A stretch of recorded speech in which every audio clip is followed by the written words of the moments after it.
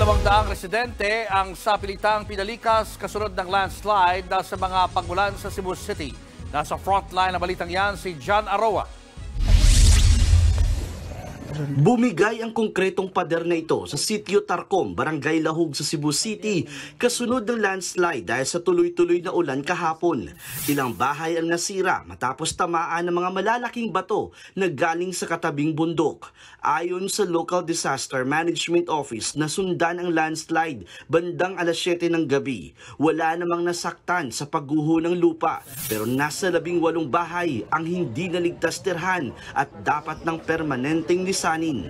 Kaya agad nagpatupad ng forced evacuation ng mga otoridad at pinalikas ang higit 180 residente. Kasulukuyan silang nakatira sa mga temporary shelters sa loob ng covered court ng barangay. Ayon sa ilang residente, lumikas na rin sila sa takot na baka matabunan sila ng lupa. Kinabahan talaga kami, sir, dahil sa nangyaring landslide. May mga bata kaming maliliit. Sumunod na lang kami para na rin sa safety ng aming mga anak. May kapitbahay kami, yung pinsan namin, nabagsakan sila ng bato sa kanilang bahay. Sa ngayon, kinurdonan na ang lugar at pinabantayan sa mga tanod. Inaasikaso na ng Department of Social Welfare and Development ang ayuda para sa mga apektadong pamilya.